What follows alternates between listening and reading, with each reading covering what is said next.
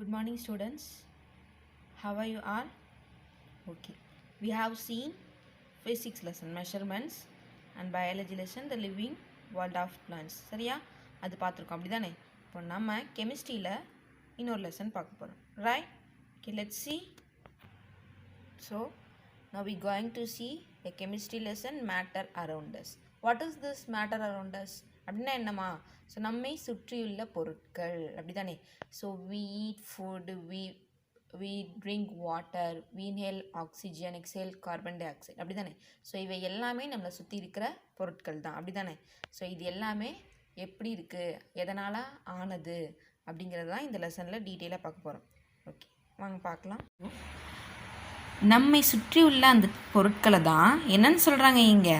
Matter அப்படின்னு சொல்கிறாங்க அப்படிதானே? So matter is everywhere around us, right? So matter is defined as anything that occupies space and has mass as matter is found in three major states அப்படின்னு சொல்ல வராங்க. அப்படின்னா என்ன அர்த்தம்? மேட்டர்னா கண்டிப்பாக எப்படி இருக்குமா? ஸ்பேஸை ஆக்குப்பை பண்ணக்கூடியதாகவும் ப்ளஸ் நிறையா மாஸ் இருக்கிறதாகவும் கண்டிப்பாக இருக்கும் அப்படின்னு சொல்கிறாங்க. சரியா? ஸோ இந்த லெசனில் நம்ம மேட்டரை த்ரீ கேட்டகரிஸாக கிளாஸிஃபை பண்ணுறோம். So first one is solid and second one is liquid and third one is gas. So இந்த மேட்டர் எதனால தான் ஆனது அப்படின்னு சொல்கிறாங்க?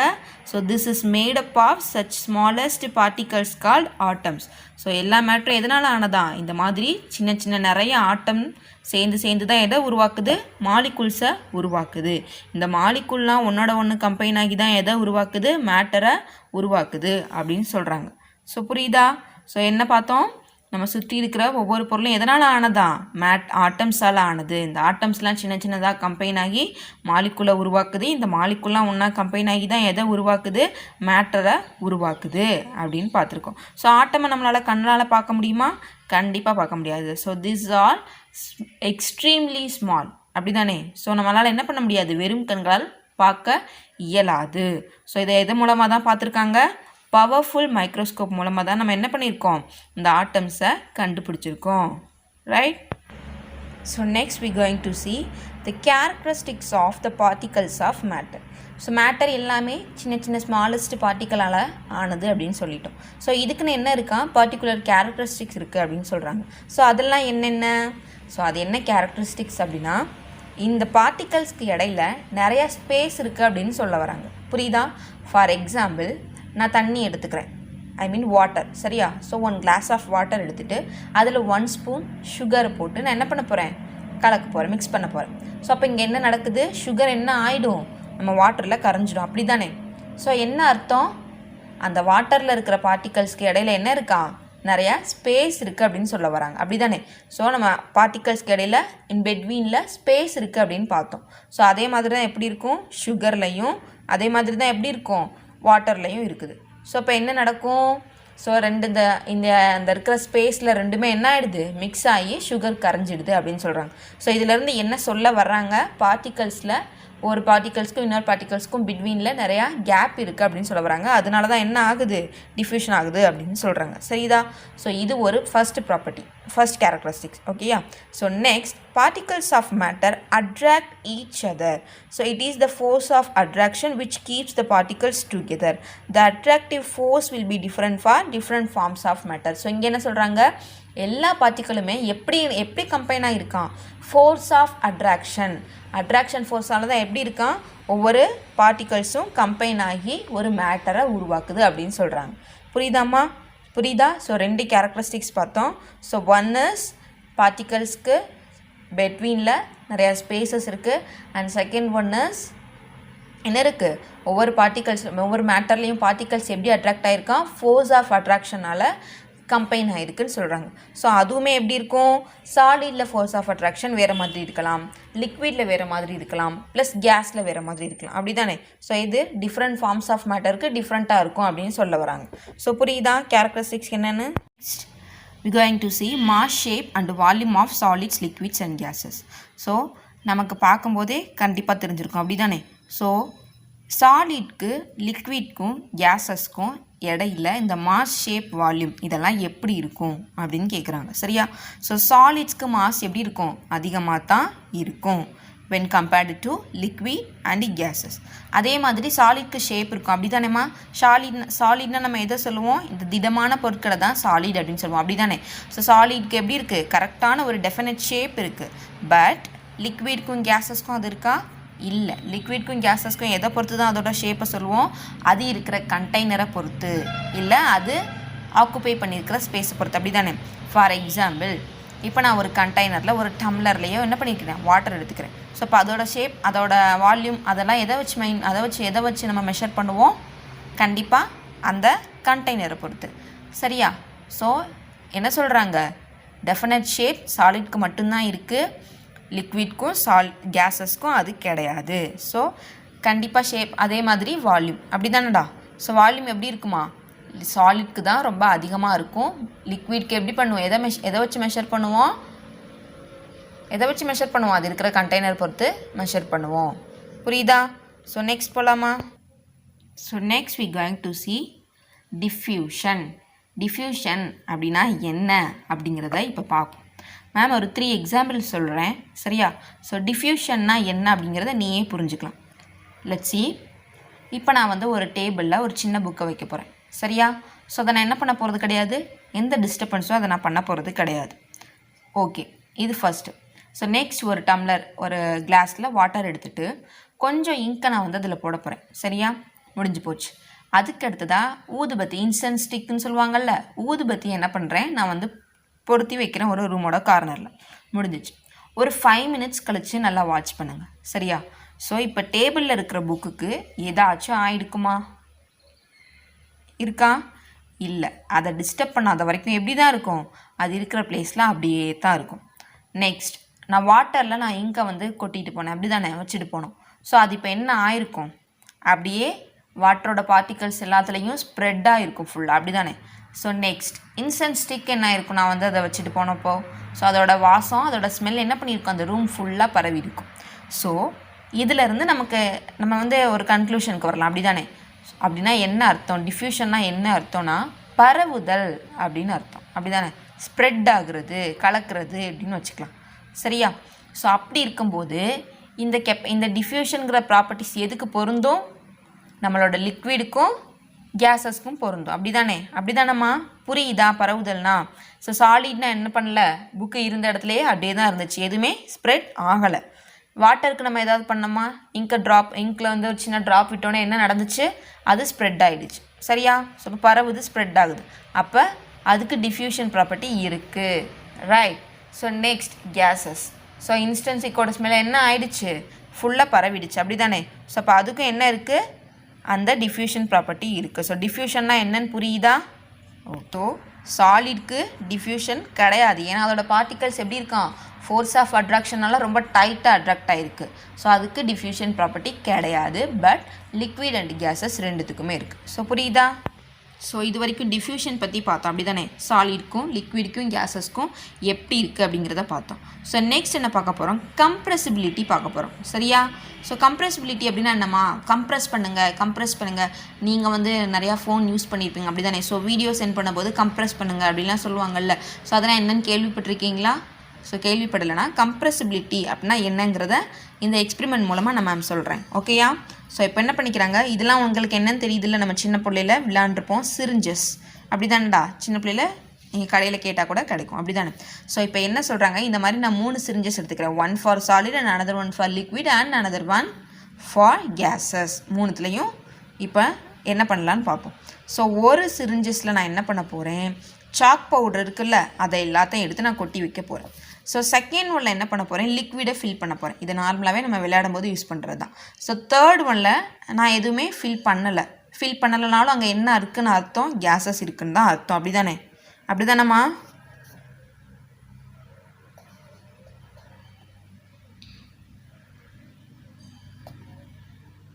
ஓகே, இப்போ பார்க்கலாமா? இப்போது திஸ் இஸ் பிளங்கர். ஓகேயா? ஸோ இப்போ சாலியில் சாக் பவுடரை நான் ஃபர்ஸ்ட் சிரிஞ்சில் சாக் பவுடர் உள்ளே வச்சுருக்கேன். ஓகே, இப்போ அந்த நான் பிளங்கர் இருக்குல்ல பின்னாடி, அதை நல்லா நான் ப்ரெஸ் பண்ண போகிறேன். இப்போ ப்ரெஸ் ஆகுமா, கம்ப்ரெஸ் ஆகுமா? அதாவது அது ஈஸியாக மூவ் ஆகுமா? ஆகாது. ஏன் ஆகாது? ஏன்னா உள்ள சாக் பவுடர் இருக்குது. அதை வச்சு நம்மளால் ப்ரெஸ் பண்ணுறது ரொம்ப கஷ்டம், அப்படி தானே? சரி, அப்போ நெக்ஸ்ட் ஒன்றுக்கு வருவோம். நெக்ஸ்ட் சிரிஞ்சில் வாட்டர் ஃபில் பண்ணியிருக்கோம். அதை கம்ப்ரெஸ் பண்ணுறது, அதாவது அதை ப்ரெஸ் பண்ணுறது ஈஸியாக கஷ்டமா? ஸோ நம்ம ஈஸியாக அந்த லிக்விடை ப்ரெஸ் பண்ணிட்டு போயிடலாம், அந்த லிக்விட் வெளியே வந்துடும், அப்படி தானே? ஸோ அதே மாதிரி கேஸஸ் அப்படி தானடா. தேர்ட் சிரிஞ்சில் நான் எதையுமே ஃபில் பண்ணல, பட் அதில் கேஸ் இருக்கிறத தான் நம்ம அஷ்யூம் பண்ணிப்போம், அப்படி தானே? கேஸ் இருக்க தானே செய்யும். ஸோ அதை நான் ப்ரெஸ் பண்ணுறது ஈஸியாக கஷ்டமா? அதை உள்ளே எடுத்து வெளியில் எடுக்கிறது ஈஸி. ஸோ இதிலேருந்து நீங்கள் என்ன புரிஞ்சுக்கிட்டீங்க? சாலிட் இருக்கிறதுல கம்ப்ரெஸ் ஆகலை, லிக்விட் இருக்கிறது கம்ப்ரெஸ் ஆகுது. அதே மாதிரி கேஸஸும் எப்படி ஆகுது? கம்ப்ரெஸ் ஆகுது. ஸோ கம்ப்ரெசிபிலிட்டி அப்படின்னா சுருங்குதல் அப்படின்னு அர்த்தம், சரியா? ஸோ இந்த ப்ராப்பர்ட்டியும் யாருக்கு தான் அதிகமாக இருக்குது? லிக்விட்க்கும் கேஸஸ்க்கு தான் ரொம்ப அதிகமாக இருக்குது அப்படிங்கிறத புரிஞ்சுக்கலாம் இதிலிருந்து. புரியுதாம்மா? இப்போ நம்ம தனித்தனியாக என்ன பண்ணிகிட்டு இருந்தோம்? அதோட ப்ராப்பர்ட்டிஸ் பார்த்துட்டு இருந்தோம், அப்படி தானே? இப்போ மொத்தமாக இது எல்லாத்தையும் கம்பேர் பண்ணி பார்க்க போகிறோம். Listen here. Solids definite shape and volume. என்ன சொல்கிறாங்க? சாலிட்க்கு ஷேப் இருக்குது, அது நமக்கே தெரியும் தானே. But liquids, no definite shape. Liquids attain the shape of vessel in which they are kept. So என்ன சொல்கிறாங்க? லிக்விட் எதோட ஷேப்பை பொறுத்து தான் இருக்குமா? அது இருக்கிற வெசல்ஸ், அது இருக்கிற கண்டெய்னர்ஸை பொறுத்து தான் இருக்கும். Gases have neither a definite shape nor a definite volume. ஷேப்பும் கிடையாது, வால்யூமும் இல்லை.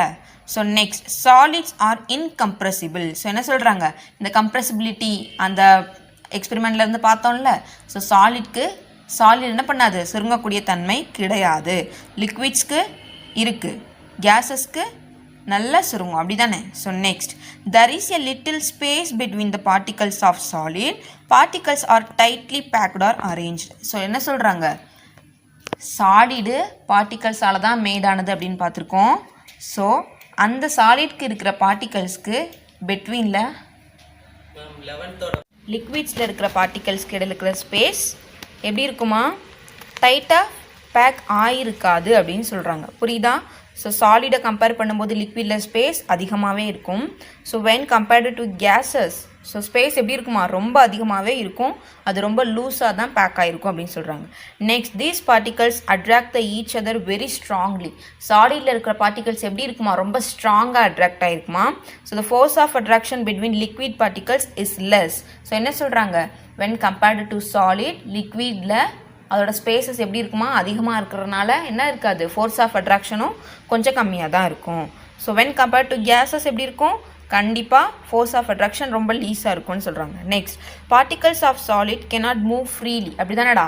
ஸோ சாலிடில் இருந்து பார்ட்டிகல்ஸால் என்ன பண்ண முடியாது? ஃப்ரீயாக மூவ் பண்ண முடியாது. பட் லிக்விட்ஸில் மூவ் பண்ண முடியும் அப்படிங்கிறத போன எக்ஸ்பெரிமெண்ட்டில் பார்த்தோம், அப்படி தானே? ஸோ நெக்ஸ்ட், கேஸஸில் எப்படி இருக்குமா? பார்ட்டிகல்ஸ் அங்கங்கே ரேண்டமாக தான் அரேஞ்ச் ஆகிருக்கனால என்ன இருக்கும்? ரேண்டம் மோஷன் நடக்கும் அப்படின்னு சொல்கிறாங்க. ஓகேயா?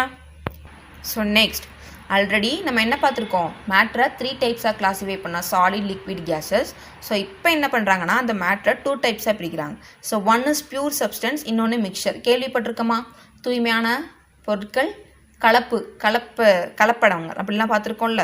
ஸோ அதே மாதிரி இதை வந்து 2 டைப்பாக பிரிக்கிறாங்க. ஒன்று பியூர் சப்ஸ்டன்ஸ், அதை எப்படி சொல்லுவாங்க? Elements and compounds. என்னவா? எலமெண்ட்ஸ் அண்டு காம்பவுண்ட்ஸ்னால் தனிமங்கள், சேர்மங்கள், அது நம்ம கேள்விப்பட்டிருப்போம். ஸோ நெக்ஸ்ட், மிக்சர் எப்படி பிரிக்கிறாங்க? ஹோமோஜீனியஸ் மிக்சர், ஹெட்ரோஜீனியஸ் மிக்சர் அப்படின்னு பிரிச்சாச்சு, சரியா? So listen here. Pure substance and mixture. Pure சப்ஸ்டன்ஸ்னால் நம்ம என்னமா சொல்லுவோம்? ஃபார் எக்ஸாம்பிள், நான் இப்போ போய் ஷாப்பில் ஒரு பால் பேக்கெட் வாங்கிட்டு வரேன்னு வச்சுக்கோ, சரியா? ஸோ பால் பேக்கெட்டில் நான் தண்ணியே கலக்கலை, பியூர் மில்காக அப்படியே வச்சுருக்கேன். ஸோ அப்போ அது என்னது? Pure substance. இப்போ நான் 1 glass ஆஃப் வாட்டரை அந்த மில்கோட ஆட் பண்ணுறேன், அது என்னது? மிக்சர்ஸ். அதாவது தண்ணியும் பால் ரெண்டுமே கலந்துருக்கு, அப்படி தானே? ஸோ ஒரே ஒரு பொருள் மட்டும் இருந்தால் அதை என்னன்னு சொல்லுவோம்? பியூர் சப்ஸ்டன்ஸ், எலமெண்ட்ஸ் அப்படின்னு சொல்லுவோம். நிறைய பொருட்கள் அதில் கலந்துருந்தா மிக்சர்ஸ் அப்படின்னு சொல்லுவோம். புரியுதாமா? ஸோ இதை வச்சு பார்ப்போம், ரைட்? என்ன சொல்லியிருக்காங்க? Pure substance is made up of only one kind of particles. அப்படி தானே? ஒரே ஒரு பொருள் மட்டும் இருக்கனால எப்படி இருக்குமா? ஒரே மாதிரியான பார்ட்டிகல்ஸ்னால மேடாக இருக்குமா. பட் அதை தான் எலமெண்ட்டும் சொல்லுவாங்க. Element is made up of same kind of atoms. ஆட்டம்ஸால் ஆனதான் எலமெண்ட்ஸ் அப்படின்னு சொல்லுவாங்க. ஸோ மாலிகுல் அப்படின்னா என்னன்னு சொல்லுவாங்க? Combination of 2 or more atoms. So compound, mixtures, அது என்னன்னு சொல்லுவோம்? எலமெண்ட்ஸ் அண்ட் காம்பவுண்ட் பிரிச்சிருக்கோம்லடா. ஸோ காம்பவுண்ட் அப்படின்னா is the substance formed by the chemical combination of 2 or more elements. ஒரே ஒரு எலமெண்ட்ஸ், ஒரே சேம் கைண்ட் ஆஃப் ஆட்டம்ஸால் ஆனதை எலமெண்ட்ஸ் சொல்லுவோம். நிறையா எலமெண்ட்ஸ் சேர்ந்து உருவாக்குறத காம்பவுண்ட்ஸ் அப்படின்னு சொல்லுவோம். புரியுதா? ஸோ பியூர் சப்ஸ்டன்ஸ் அப்படின்னா என்னென்னு புரியுதா? சேம் கைண்ட் ஆஃப் பார்ட்டிகல்ஸ்னால ஆனதை எலமெண்ட்ஸ் அப்படின்னு சொல்கிறோம். எலமெண்ட்லாம் சேர்ந்து காம்பவுண்டை மேக் பண்ணுதுன்னு சொல்கிறோம். பட் மிக்சர்ஸ்னால் என்ன அர்த்தம்? என்ன வெவ்வேறு டிஃப்ரெண்ட் டைப்ஸ் ஆஃப் எலமெண்ட்ஸ்லாம் கலந்தது என்னன்னு சொல்லுவாங்க? மிக்சர். ஃபார் எக்ஸாம்பிள் நம்மளோட மிக்சர் அந்த சாப்பிடும்போது பொருள் கலந்துருக்கிறது தான் என்னன்னு சொல்லுவாங்க? மிக்சர்ஸ் அப்படின்னு சொல்லுவாங்க. சரியா? ஸோ இப்போ என்ன பண்ண போகிறோம் அப்படின்னா இதோட செப்பரேஷன் டெக்னிக்ஸ் பார்க்க போகிறோம். ஸோ மிக்சர்ஸை எப்படி செப்பரேட் பண்ண போகிறோம் அப்படிங்கிறத பார்ப்போம். Right? So first filtering and sieving அப்படின்னா என்ன அர்த்தம்? ஃபில்ட்ரிங் அப்படின்னா என்னென்ன மெத்தட்ஸ்லாம் இருக்குது அப்படிங்கிறத பார்க்க போகிறோம். ஓகேயா? Sir so first one filtering and sieving. What is filtering and sieving அப்படின்னா வடிகட்டுதல் சொல்லுவோம்ல. ஸோ வடிகட்டுறவங்க எப்படி டீ தூள் நம்ம வடிகட்டி எப்படி குடிப்போம்ல. ஸோ அதான் என்னது? ஃபில்ட்ரிங் அண்ட் சீவிங் அப்படின்னு சொல்கிறாங்க. சரியா? ஸோ சீவிங் அப்படின்னா சளித்தல் அப்படின்னு அர்த்தம். ஸோ நெக்ஸ்ட் கர்னிங் அப்படின்னா கடைதல், தயிர் கடைதல், கீரை கடைவாங்க அப்படிலாம் அம்மா சொல்லுவாங்கல்ல. ஸோ அதை தான் என்ன சொல்கிறாங்க? மெஷ் பண்ணுறது. அதை தான் என்னென்னு சொல்கிறாங்க? கர்னிங் சொல்கிறாங்க.